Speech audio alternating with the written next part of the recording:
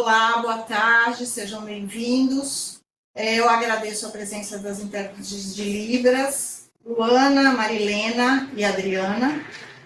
É uma alegria estar na Semana do Bebê de Salvador 2021, que nesta edição traz como base o tema Primeira Infância, Desafios e Potencialidades do Desenvolvimento Infantil Saudável. O tema dessa tarde é intervenção precoce e sinais de atenção para o autismo. Eu agradeço a todos vocês que estão presentes, aos organizadores e, em especial, a Valdereza Aragão e a Tati Andrade, do Unicef, pelo convite. Meu nome é Rita Loureiro, eu sou bióloga, atuando como técnica da Coordenação de Formação Técnica Pós-Graduada da Escola de Formação Técnica da Escola de Saúde Pública da Bahia, professor Jorge Novis, que é uma escola do SUS com mais de 20 anos de atuação e que integra a estrutura da Secretaria de Saúde do Estado da Bahia. Nós aqui desenvolvemos cursos de formação, qualificação, atualização e especialização, além de programas de residência para profissionais de saúde que atuam no SUS Bahia. Atuamos de forma centralizada e descentralizada nos 417 municípios do estado. Estamos apoiando esse evento, certificando os participantes. E, para isso, eu destaco a importância de assinarem a lista de presença, que encontra-se fixada em destaque azul no chat. Eu apresento agora as palestrantes Daniele Vanderlei e Moniere Cardoso. Daniele é psicóloga, psicanalista, especialista em psicopatologia do bebê, em psiquiatria de 0 a 3 anos e mestre em medicina e psicanálise. Suas especializações em mestrado pela Universidade de Paris. Organizadora de vários livros e autora do livro Aventuras Psicanalíticas com Crianças Autistas e Seus Pais. Fundadora e diretora do NIP, que é o Núcleo Interdisciplinar de Intervenção Precoce na Bahia.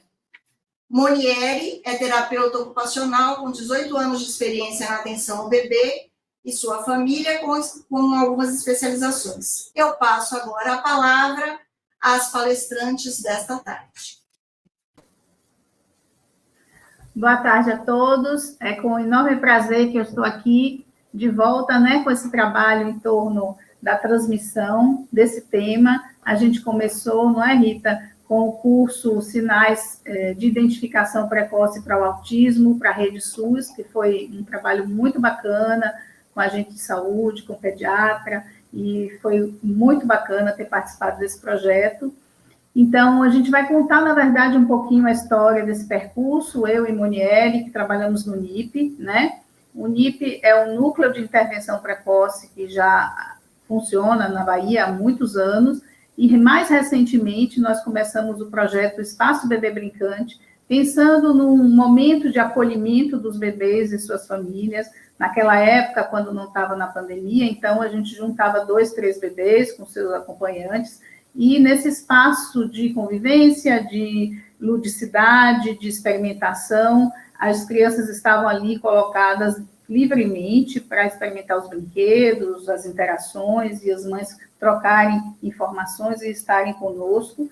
Esse espaço foi inspirado na Maison Verte, de Françoise Doutor, na França, e tinha esse intuito, de trazer os pais para estarem juntos, compartilhando a experiência da parentalidade.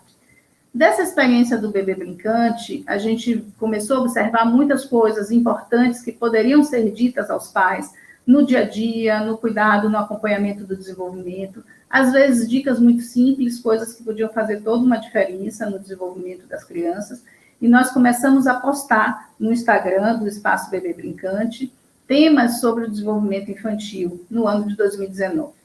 2020, agora não me lembro.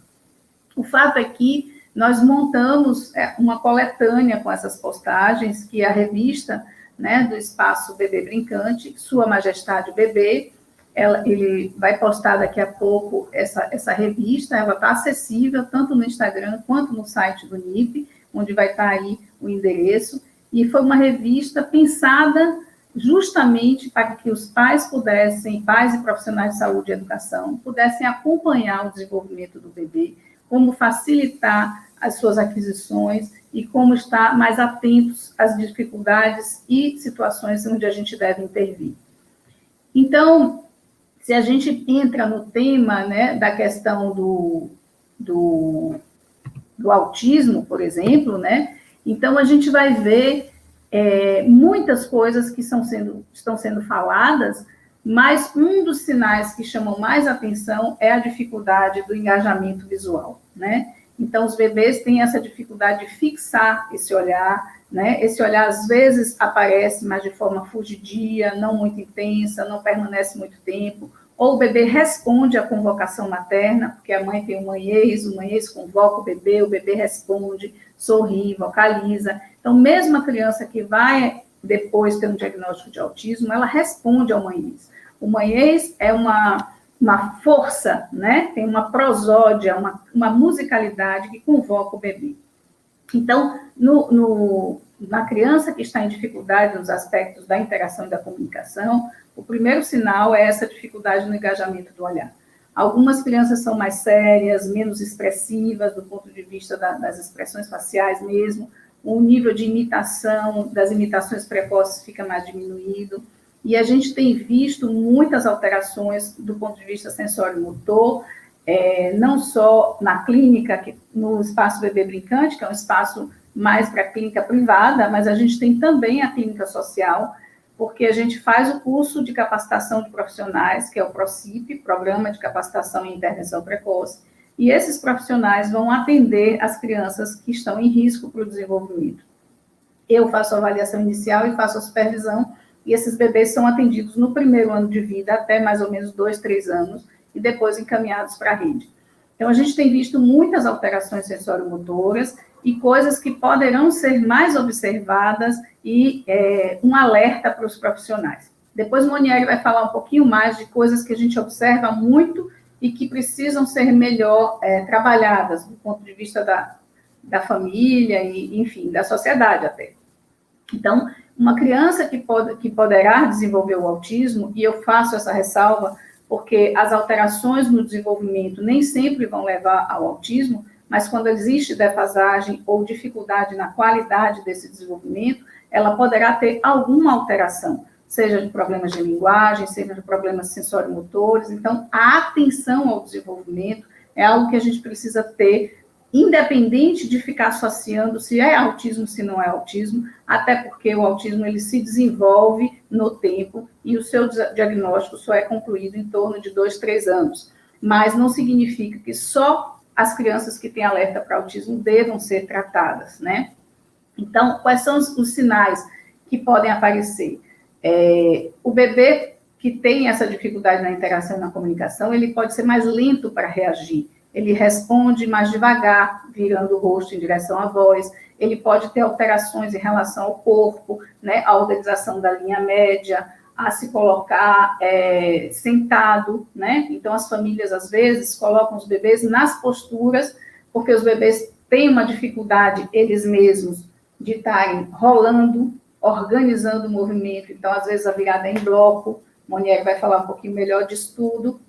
Mas, quando os pais percebem que a criança tem uma dificuldade na organização do corpo, na fluidez do movimento, nas transições e nas posturas, eles acabam colocando as crianças nessas posturas sem que a criança experimente ela mesma a posição, né? Então, é importante colocar de bruço. O bebê ainda não rola, mas eles põem o bebê de bruço. Ou a criança precisa sentar, porque vai precisar chegar à fase da alimentação. Então, os pais, às vezes, colocam a criança sentada. Sendo que aquela criança que tem dificuldade na parte sensório-motora, quando ela é colocada sentada e não adquiriu ainda o tônus e a motricidade, o eixo, para poder ficar sentado, ela fica mais fixa. Então, ela não organiza bem os movimentos, não explora bem os brinquedos, né? Então, esses sinais de dificuldade nas aquisições, dificuldade na qualidade da aquisição, são sinais hoje muito importantes para a gente observar como isso afeta também a interação, a comunicação, a exploração de brinquedo e a gestualidade. Então, crianças que têm essa dificuldade na organização do corpo, nos movimentos mais arredondados, mais circulares de punho, que são chamados movimentos fidgets, né? Os movimentos que aparecem entre 3 e 5 meses, eles podem ter a dificuldade de depois organizar os gestos. Os gestos são importantes para a comunicação. Os gestos, depois a gente vai ver a criança mais velha, ela vai ter uma dificuldade no apontar, vai ter dificuldade nas imitações dos gestos, de dar tchau, de mandar beijo, né? Então, isso tudo começou muito cedo. Começou com uma base, né? A criança não tem uma base sensório-motora boa para engajar um sistema comunicativo, de fixação de olhar, de organização da comunicação nos turnos, da imitação, da organização da gestualidade, e com isso a imitação, e com isso um brincar mais estruturado, uma exploração de brinquedos mais estruturada. Então, se a gente for falar assim mais rapidamente quais são os sinais de alerta, inicialmente o não engajamento do olhar, ou um olhar que dura pouco tempo, que não se organiza bem. Um bebê com a pobreza na expressão facial, um bebê mais irritável, que chora muito, se consola pouco, um bebê que não convoca, não chama atenção para o adulto, ele mais responde do que convoca. Um bebê que, quando vai começar a explorar os brinquedos, ele fica fixado no brinquedo e não faz a articulação do brinquedo para o adulto. Então, ele não entra na atenção compartilhada, de dividir a atenção com o brinquedo e depois voltar para o objeto. É um bebê que pode ser mais silencioso. É um bebê que pode não balbuciar ou atrasar o balbucio, ou se balbuciar, não olhar para o interlocutor, né? Então, é um bebê que não aponta, que tem a dificuldade da imitação, que poderá se antecipar nas aquisições, né? Ele poderá pular etapas, não engatinhar, ele pode ter um engatinhar atípico, arrastando uma perninha, ele pode logo se colocar de pé e querer andar, mas ele vai andar de forma mais desequilibrada ou mais rápida, né? Então, a dificuldade da coordenação motora pode aparecer aí, depois da marcha, o andar de ponta de pé, não é? Essa agitação, alguns pais dizem, ele é meio hiperativo, ele parece não presta atenção, ele não olha de volta quando se chama pelo nome, ele não aceita o não, a gente fala e ele não obedece, né? Ou ele fica escalando os móveis, ou ele é muito independente, quando ele precisa de alguma coisa ele não pede ajuda, né? Ele mesmo vai lá e pega, ou ele pega o braço da mãe e vai lá pegar. Então, todas essas alterações, elas precisam de uma atenção especial. Eu vou passar a palavra para a Monieri falar um pouquinho, que eu acho super importante que a gente fale para a população geral, para os pais, de uma coisa que nos preocupa muito, que é a antecipação das etapas. A gente tem visto os pais querendo que o bebê sente logo sem ele estar pronto, querer que ele ande logo sem ele estar pronto, né? E isso causa um prejuízo, porque esses processos da sensorimotricidade, essas aquisições, quando elas são de má qualidade, elas interferem no desenvolvimento futuro. Então, eu queria que Monieri entrasse e desse a sua contribuição nesse aspecto, e falasse um pouquinho mais, desse dicas, né, para as pessoas, como pensar, como ajudar os seus bebês em cada faixa etária, como que na escola, no serviço público, ela também trabalha no serviço público, tem ótimas ideias em relação ao atendimento de sala de espera ou de puericultura, enfim, a gente precisa fazer muito por essa fase da vida e a gente tem que se multiplicar muito, porque as necessidades são muito grandes, a população desfavorecida, ela acumula desvantagens e a gente precisa chegar cedo, rápido e de forma eficaz, porque às vezes a gente fala uma língua e tem um ideal que não chega para a população mais desfavorecida, onde eles, por exemplo, podem não ter um tatame, podem não ter um chão apropriado para o bebê ficar, podem não ter quem cuide e que, por isso, deixar o bebê no chão para exercitar sua motricidade pode ser difícil, e aí a gente tem uma população que deixa o bebê num carrinho, que deixa o bebê assistindo televisão, e isso acumulando prejuízos em torno do seu desenvolvimento, né? Então, fala aí, Monieri, dá as dicas para as pessoas aí, para como ajudar essa parte da sensorimotricidade dos bebês. Então, vocês estão me ouvindo bem? Porque está passando o carro do som, né? Vocês conseguem? Ótimo. É muito importante isso que você traz, Dani, sobre a questão do que é o básico, assim, que a gente observa. E eu queria poder pensar isso também a respeito de como que o pai percebe isso no dia a dia, né? Na sua rotina, como a família percebe isso? Então, uma criança, por exemplo, que na hora de mamar tem dificuldade, né?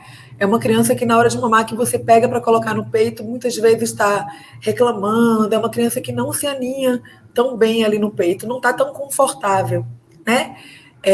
Que na hora de mamar não faz o contato visual com a mãe, né? É uma criança que na hora que vai trocar uma fralda, que você coloca para deitar de barriguinha para cima, é uma criança que se assusta, que não gosta daquele movimento, né? Então, isso vai dando pistas para a gente de que alguma coisa não está bem ali, porque o que devia ser natural, o que devia ser fluido, não está sendo. Que é esse cuidado, é uma hora do banho, é uma hora de dormir, de alimentar, né? E que muitas vezes as famílias têm até alguma intuição acerca disso, mas que não encontram explicações, né? E aí fica muito é o jeito dele, puxou a não sei quem, né? Às vezes até a mãe tem uma intuição e acaba não dando muito ouvido a essa intuição, porque a gente vem de uma cultura onde bebê muitas vezes assim, deixa, né? Deixa chorar, é assim mesmo, ele vai aprender, deixa sozinho, deixa se virar. E o quanto os bebês, ao mesmo tempo que eles são ótimos investigadores e pesquisadores, são frágeis também, no sentido de estarem dentro de um ambiente que pode ser favorecedor ou não, né? Então, assim, por mais que eles estejam, muitas vezes, capazes, né, de fazer suas próprias descobertas, outras vezes ele vão precisar de ajuda e a gente tem que estar atento a esse momento, né? Que bebê é esse que precisa de ajuda para estar melhor com sua família, estar melhor no mundo, né? Poder explorar melhor o mundo. Então, assim, esses sinais que vêm ali nas atividades da vida diária, de cuidado, são sinais que são muito importantes e que devem ser valorizados. É uma criança que não dorme bem, uma criança, como você falou, Dani, que é uma criança mais agitada, né? Bom, pode não ser só o jeito, pode ser uma criança que tem um transtorno, por exemplo, de processamento sensorial, e é importante, assim, quando o Dani traz muitos detalhes, assim, né, sobre a questão motora. Hoje em dia a gente sabe muito mais, a gente relaciona muito mais as questões de diminuição de tônus, de desenvolvimento sensório-motor ao autismo, né, quando ele de fato é diagnosticado, se apresenta. Então, assim, muitas crianças, elas nascem com um tônus um pouco mais baixo, né, que é a condição do músculo. Então, aquela criança que quando você puxa a criança, que você troca a fralda, que você puxa pela mão, ela continua com o pescoço ali pendurado, ela não ajuda o movimento. É uma criança que tem os movimentos desarmônicos, sabe? É uma criança que parece que não está confortável ao se movimentar. E uma criança que tem essa condição, ela vai ter futuramente uma condição diferente de explorar o mundo se a gente não intervir no momento oportuno, né? Então, isso que o Dani falou é muito importante. As crianças, muitas vezes, elas vão acumulando desvantagens, né? E a gente chega num ponto de quando há um diagnóstico, no sistema público a gente fala de diagnóstico muitas vezes bem tardio, porque a gente não tem esse olhar tão ampliado, né, na atenção básica. Essas crianças perdem muita oportunidade quando poderiam estar numa condição melhor, né? Mas perderam muitas oportunidades. Então, assim... Eu estou vendo aí a revista passando e vendo essa foto do bebê segurando o pezinho, né? E você falando aí dessas fases, o como é importante que as pessoas vejam essa imagem e o que você pode explicar disso aí, né? Da importância dessa fase, do quanto alguns bebês ficam com as perninhas mais embaixo, sem conseguir fazer esse levantamento de quadril, sem conseguir pegar no pezinho. Dani, eu queria começar falando sobre o prono, que assim, é super importante, né? O prono é aquela posição de barriguinha para baixo, né? Que muitas vezes a gente deixa de colocar porque tem receio de morte súbita. A gente já sai muitas vezes com a orientação de que não faça essa posição, né, que não durma nessa posição, que evite. Mas é uma posição super importante. E aí, na sua fala, Dani, você falou bem assim, as crianças, elas precisam aprender o movimento, né? Elas não podem serem colocadas. No que diz respeito ao prono, que é o de barriga para baixo, é um momento importante, logo no começo, que ele possa vivenciar, mesmo que ele seja colocado, porque vai fortalecer essa musculatura de membros superiores e vai preparar todo o tronco, todas as costas aqui atrás, para extensão, para controle cervical, né? Vai baixar quadril. Então, é uma posição que a criança pode ser colocada nesse começo da vida, que vai variar depois, né? Mas que é extremamente importante e talvez seja a única posição que a gente fale assim, pode ser colocado e deve ser colocado, é esse barriguinha para baixo. E, claro, observar como a criança reage nesse de barriga para baixo, né? Porque se a criança já tem 3 meses, está sendo colocada de barriga para baixo, não tem o controle cervical, né? Ele não consegue manter o pescoço contra a gravidade, né? Fazendo uma curva assim com a coluna, aquela criança ela não está preparada. Isso indica, por exemplo, que ela tem alguma questão com o tônus, né? Que ela até agora não conseguiu esse controle cervical, está uma posição desconfortável. Então, recursos terão que ser usados, uma intervenção vai ter que ser feita, né?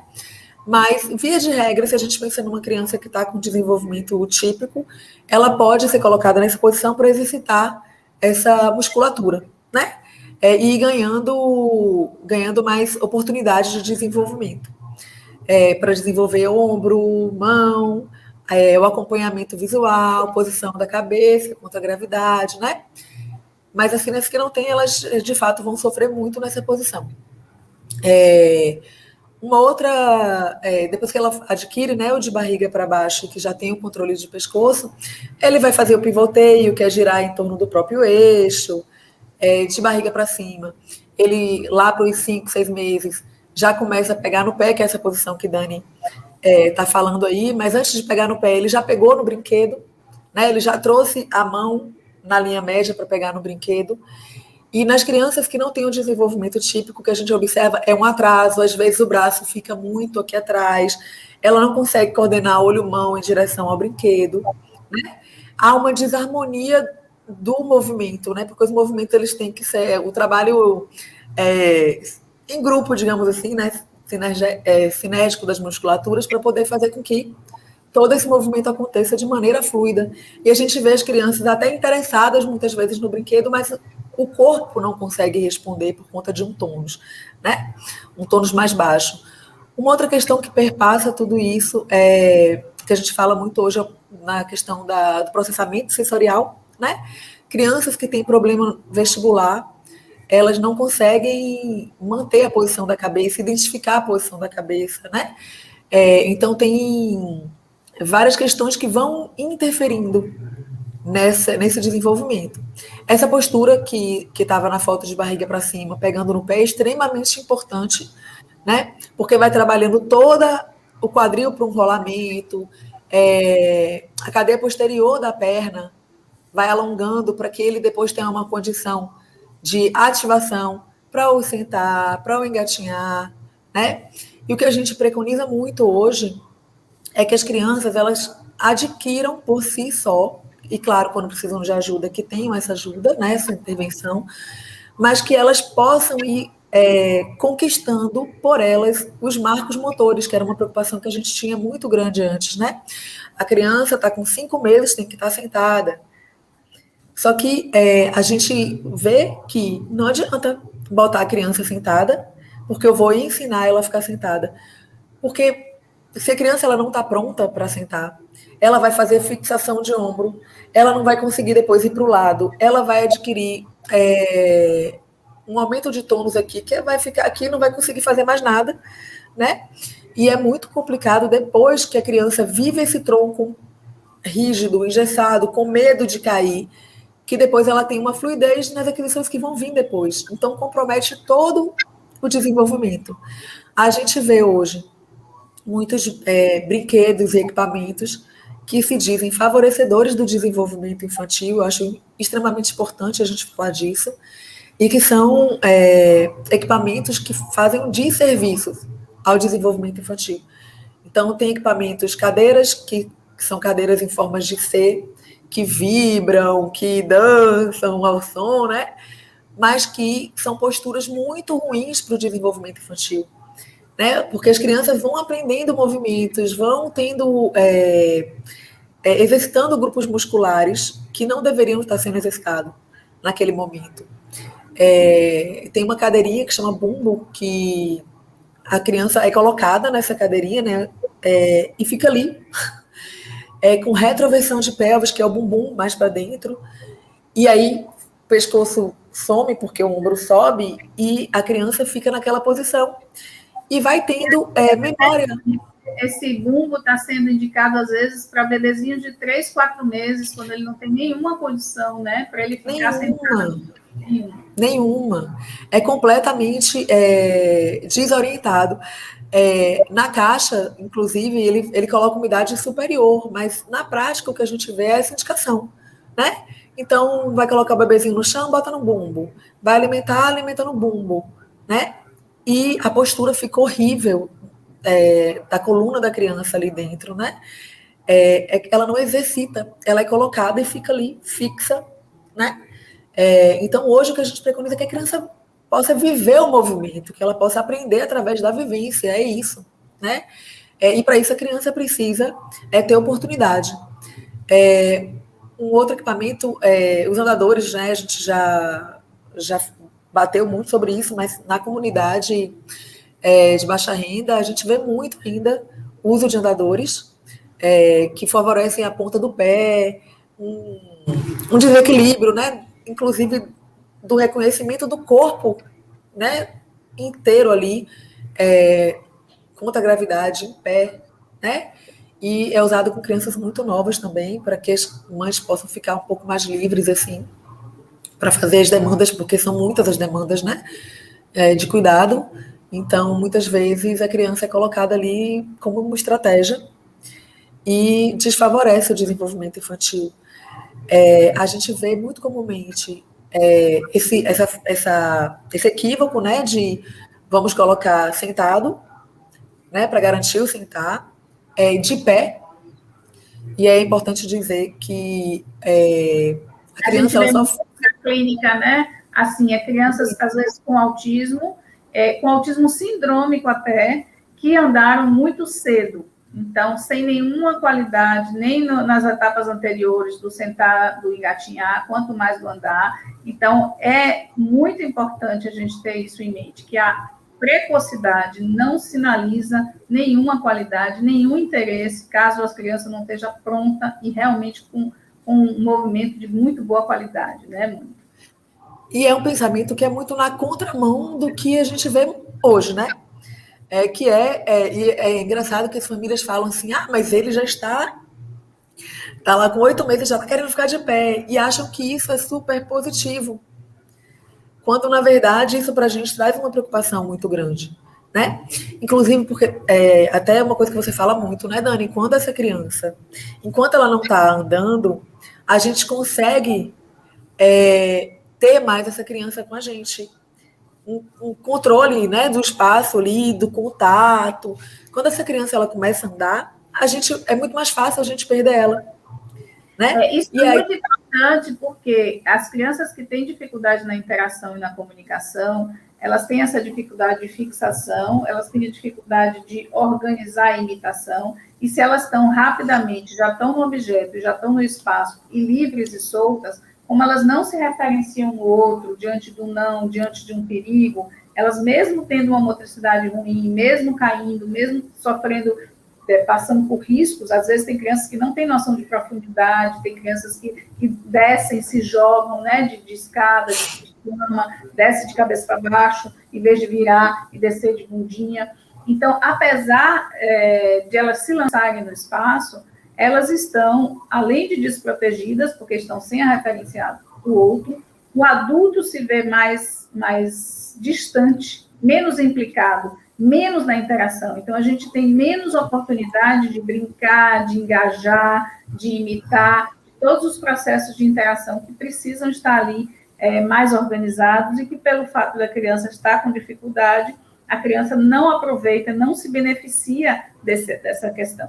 Então, o desenvolvimento acontece muito por repetição, né? E se ela vai explorar mais objeto, ela perde a capacidade dela de organizar melhor a comunicação, a linguagem, a gestualidade, o faz de conta. Se ela está muito no espaço, na exploração do espaço, sem um outro como referência, ela fica, de novo, desprovida dessa referência de alguém que lê, que interpreta, que sintoniza com o afeto dela, que dá sentido, que dá significado àquela experiência com a qual ela vai se referenciar, né? Então, foi muito bom você lembrar isso.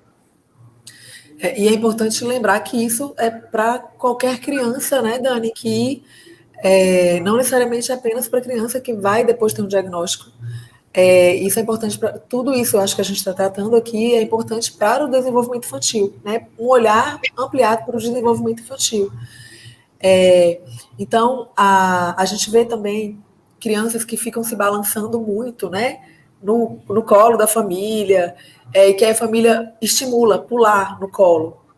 E depois a criança já está querendo ficar de pé, mas a musculatura não está pronta, a parte óssea do quadril não está pronta, né? Porque a configuração óssea, quando o bebê nasce, ela é diferente, e é o engatinhar, é o se puxar para de pé, é que vai fazer com que a articulação coxofemoral, por exemplo, vá sendo moldada, né? Então, quando a criança não exercita isso, ela vai perdendo, inclusive, oportunidade de desenvolver estrutura mesmo, músculo-esquelética, né?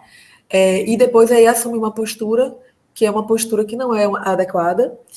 Depois está ali, mais tarde, vai ser um adulto com problema de coluna, né? Vai ser um adolescente que, na hora de sentar na cadeira, não consegue se manter por muito tempo numa postura adequada, né? Então, a gente tem uma repercussão aí ao longo da vida que é importante e que muitas vezes passa desapercebido, né? Então, assim, a criança ela deve ser estimulada ao movimento, a ficar no chão, ao movimento livre. A gente estava numa aula outro dia e a gente falou, né, Dani, da espera. Da importância de você esperar mesmo, né? Oportunizar, você tem um ambiente ideal ou mais próximo do ideal, e oportunizar a criança a conhecer, a explorar, né? Recentemente eu ouvi uma colega falando que é importante a criança ter contato com texturas para desenvolver o sistema tátil, né? Então, ela deve brincar com geleca, com espuma de barbear. Ok, mas quando que eu vou dar uma geleca para uma criança? Né? Quando que eu vou dar uma espuma de barbear para uma criança? E hoje se fala muito nisso, né, do sensorial, né, do tátil. E muitas vezes a criança pode ter alguma fragilidade nesse processamento e ser um efeito completamente contrário.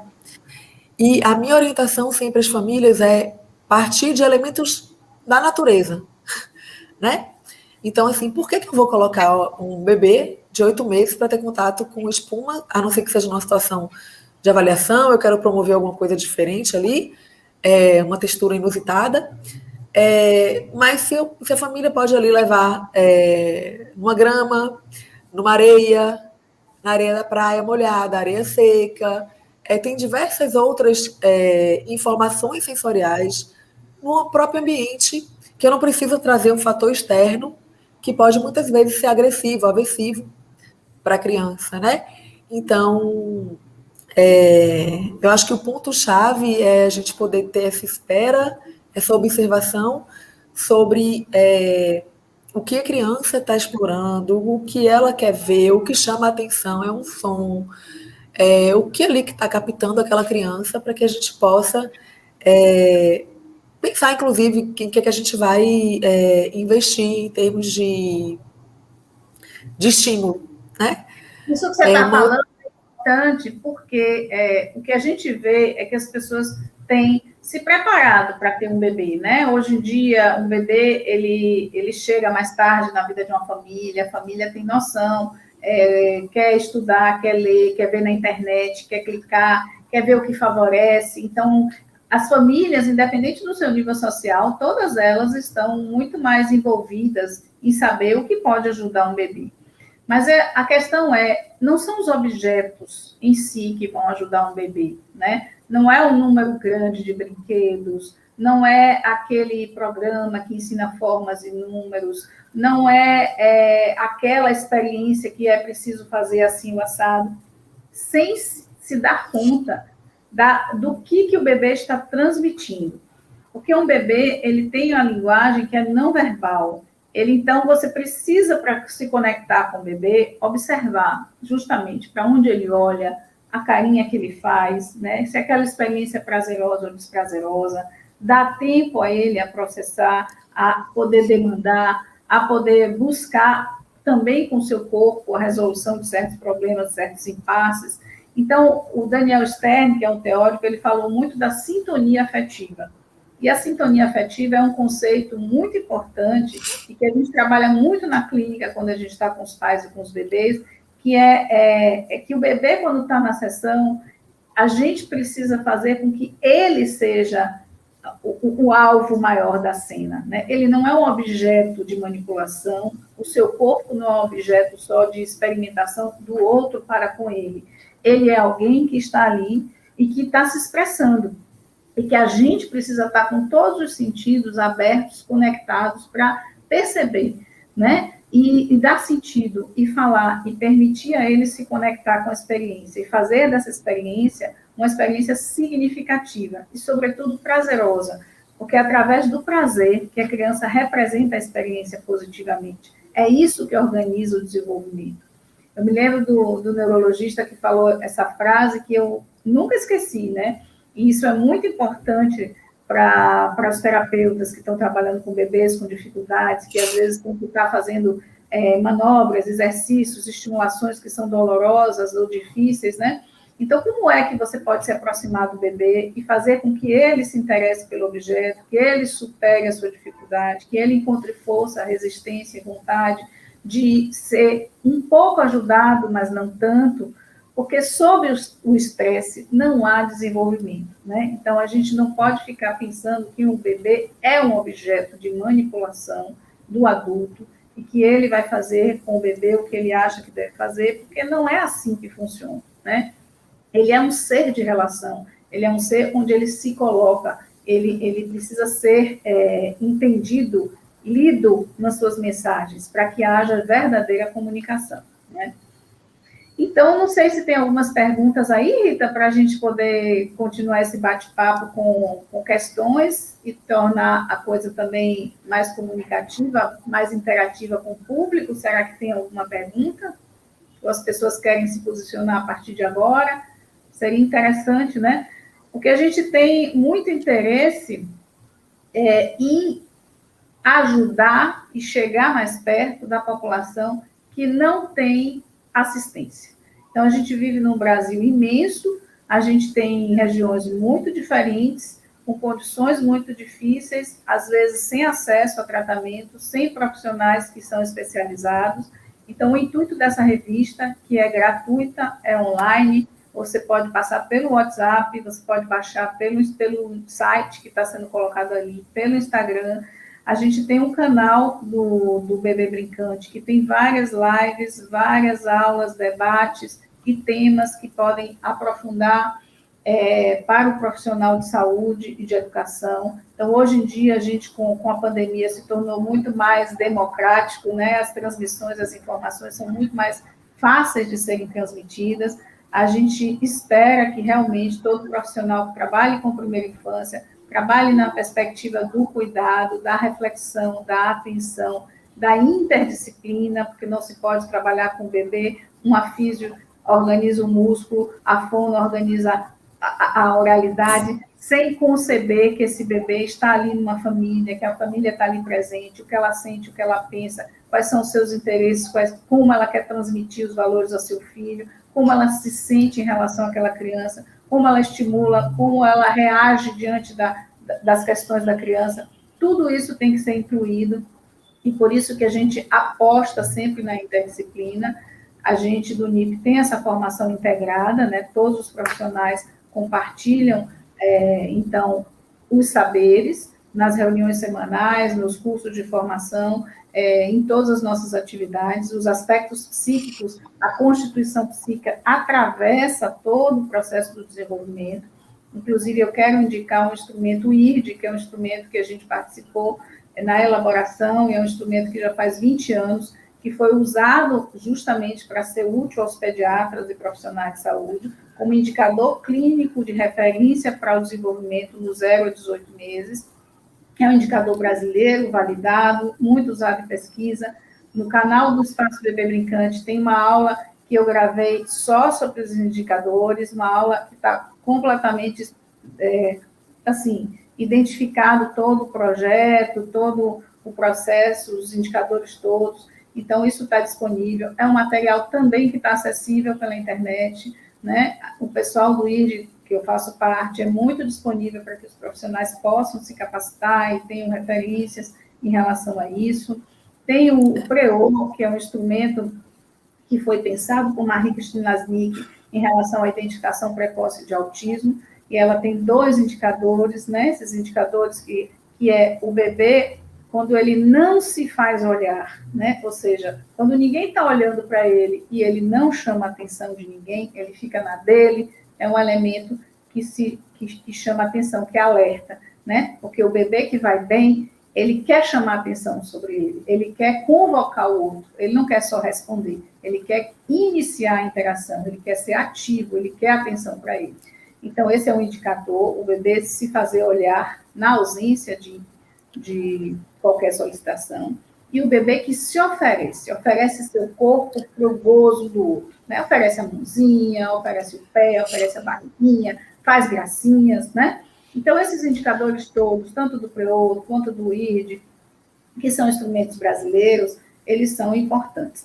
E em relação à questão do autismo, a gente acaba de validar também a escala de avaliação de autismo, que é a escala Labirinto, e ela foi validada para 2 a 4 anos.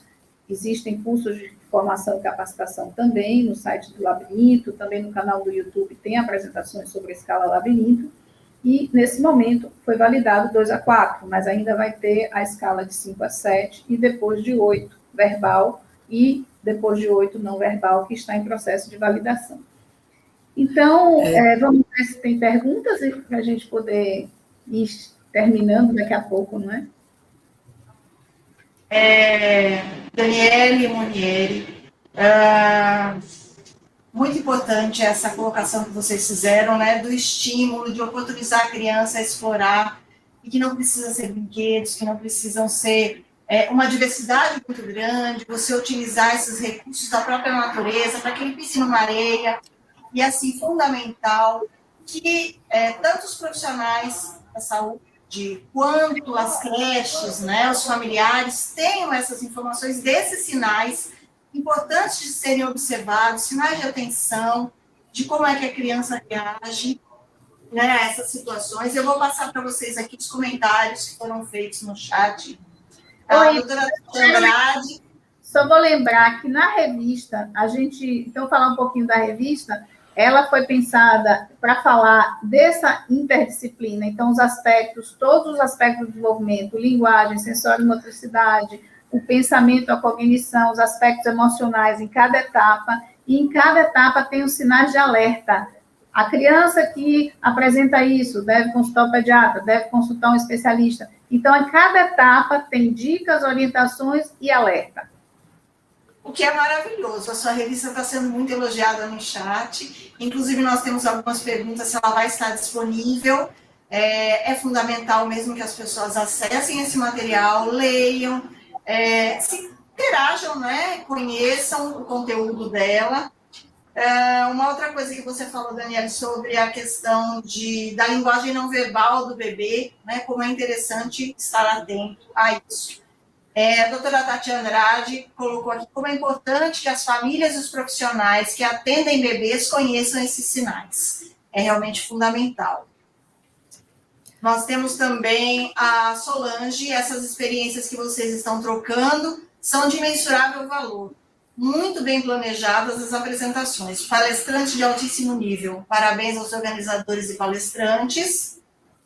Nós temos aqui Maria Augusta, que diz que a live está incrível, e o livrinho da tela, ela quer saber se vai ser disponibilizado.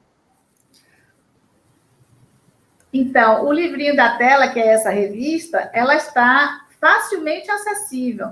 Você entra no Instagram, Espaço Bebê Brincante, ou no site que está aí sendo postado, o site www.nip.com.br. Ali tem revista Bebê Brincante, você acessa e coloca no seu celular e assim você passa para as pessoas pelo WhatsApp, né? Ou no próprio Instagram do NIP Bebê Brincante também, certo? É muito fácil pegar... Eu queria fazer um complemento à sua fala, e depois a Rita falou, né, o quanto é importante, que teve um comentário de quanto é importante que pessoas de creche, né, das escolas tenham conhecimento, né? Muitas avaliações de diagnóstico, elas têm a limitação da faixa etária, né? A gente teve a aprovação do labirinto a partir de 2 anos. Os mais precoces que indicam algum sinal de algum transtorno do desenvolvimento é o IG e o PREO. E são instrumentos que seriam facilmente aplicáveis quando a gente pensa na puericultura, né? Então, ali na atenção básica, a gente vê a gente vê um investimento em profissionais que estão na especializada, né? Mas muitas vezes o neném nasce bem, né? A princípio está tudo ok, e com o desenvolvimento que você vai tendo algumas pistas. Todos esses sinais que nós falamos aqui, que Dani trouxe, são sinais que você vai observando no bebezinho muito precocemente, né? Então, esses movimentos que Dani trouxe, né?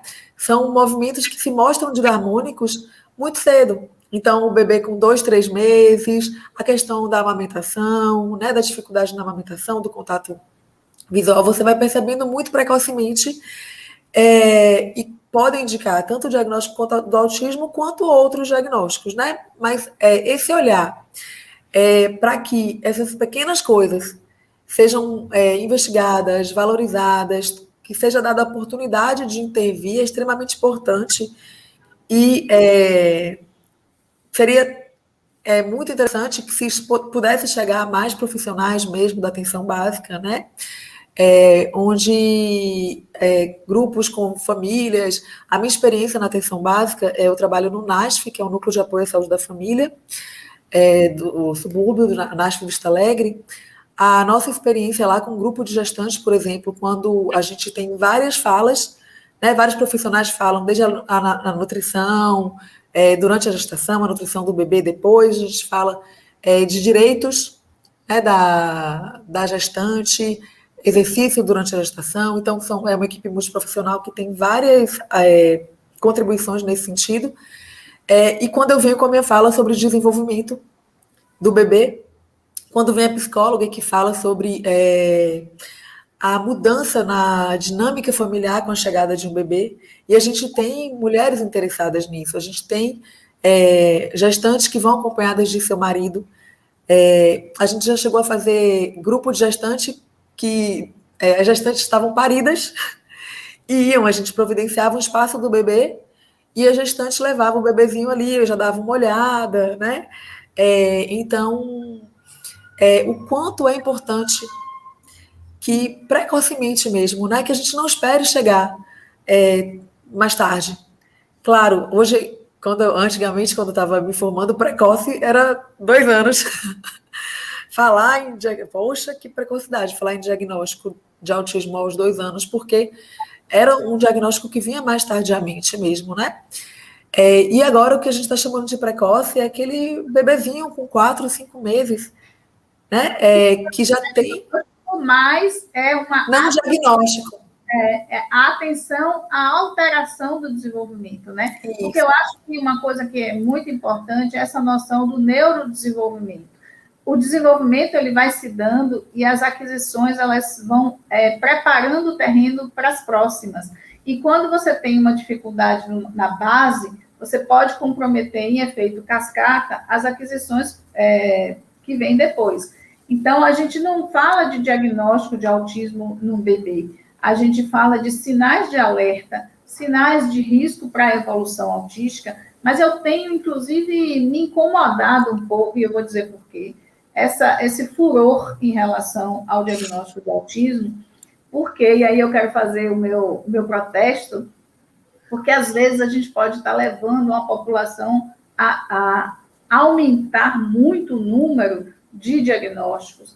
Isso acontece nos Estados Unidos, né, em que não tem um sistema de saúde pública, em que para ter acesso às intervenções, todo mundo tem que ter um CID.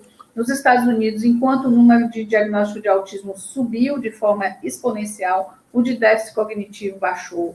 Hoje em dia, a criança que tem déficit cognitivo e sintomas autísticos, ela é colocada no quadro de autismo. Então, a gente sabe que teve um aumento muito grande na incidência de autismo. Na época que eu comecei a trabalhar com autismo, isso tem 30 anos, a incidência a prevalência era de 4 a 5 em 10 mil, né? Hoje em dia, você tem uma prevalência que varia de um caso em 57, um caso em 99, um caso em 150, depende do país, depende do sistema de avaliação, depende do controle que se tenha naquela cidade. Então, se fala muito de epidemia de autismo. E quais são os fatores que levam a essa epidemia de autismo? Você pode ter esse alargamento do critério, então você tem 4 critérios hoje que você inclui a criança no diagnóstico de autismo. Ela, na verdade, 2 que se fundiram em um, que é dificuldade de interação e comunicação, comportamento repetitivo e alterações sensoriais. Então, são 3 elementos, se desdobrar interação e comunicação, são 4. Com esses 4 características, a criança entra no espectro do autismo, que pode ser de leve a severo.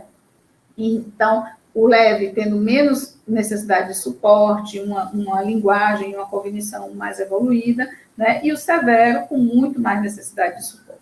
Mas onde é que está a minha questão?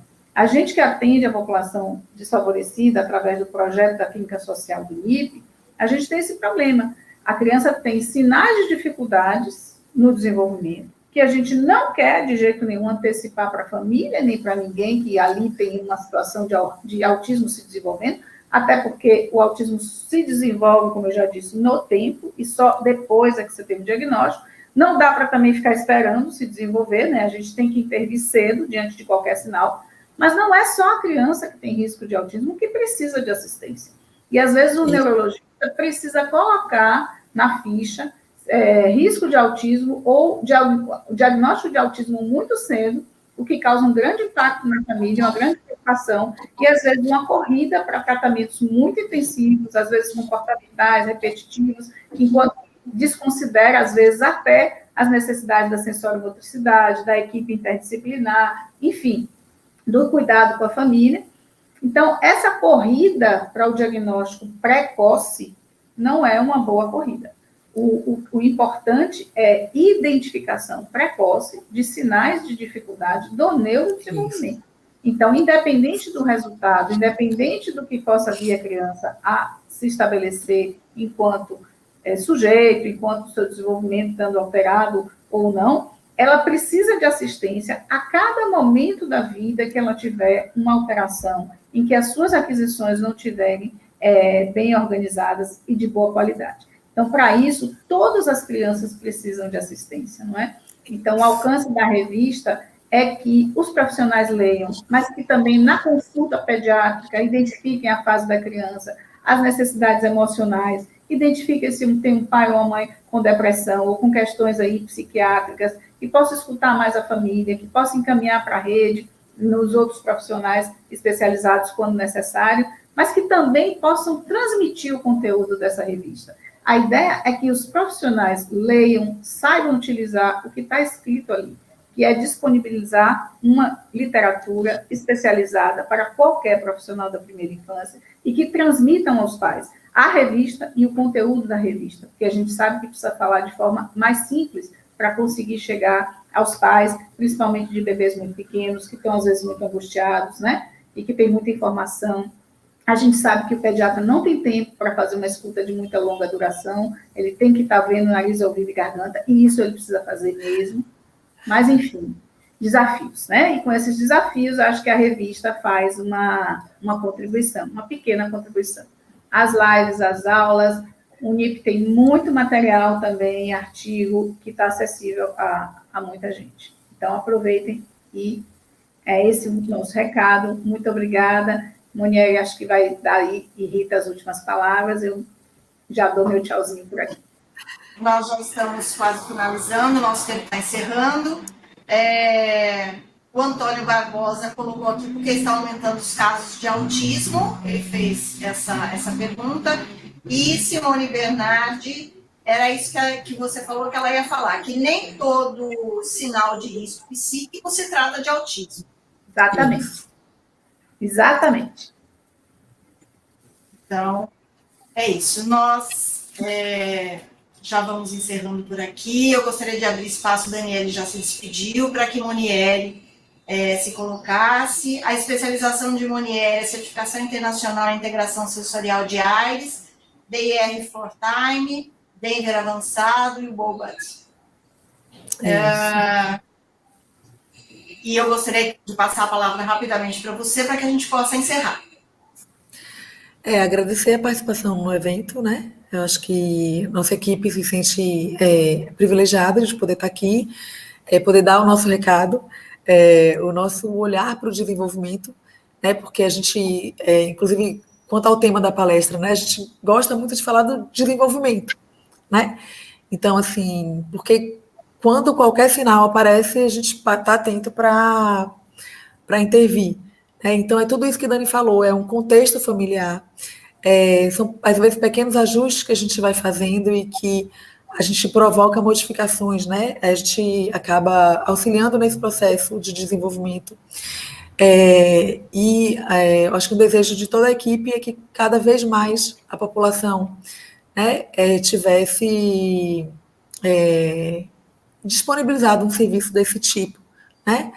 Que a gente pudesse dar essa oportunidade para mais pessoas, porque a gente tem o ProCIP, a gente tem algumas ações nesse sentido, mas que o quanto ampliado puder ser isso para a comunidade, eu acho que é muito importante. E a gente espera que essa live tenha atingido pessoas com esse intuito também, né? Então, é só agradecer a oportunidade. Muito obrigada. Nós agradecemos a Daniele, a Monieri pela disponibilidade. A Escola de Saúde Pública já vem fazendo esse trabalho com a Daniele há um tempo, capacitando aí as nossas discentes que estão no serviço de saúde. Foi muito gratificante estar aqui com vocês. Eu agradeço mais uma vez aos organizadores desse maravilhoso evento da Semana do Bebê de Salvador 2021, a toda a equipe de apoio que está aí por trás das câmeras, para que a gente pudesse estar aqui de forma virtual, a todos vocês que estiveram na sala até agora, nos acompanhando, nos prestigiando com sua presença e sua fala, as intérpretes de Libra, Luana, Marilena e Adriana, desejando a vocês uma excelente tarde, lembrando que hoje ainda às 19 horas nós teremos uma última live do dia com a doutora Helena Pimentel, da APAI. Ela vem nos falar sobre doenças raras e triagem neonatal. Acompanhe a programação da Semana do Bebê pelo Facebook e pelo Instagram, @semanadobebê.salvador. Uma boa tarde a todos, encerramos essa atividade agradecendo a cada um de vocês. Boa tarde a todos. Tchau. Obrigada, boa tarde.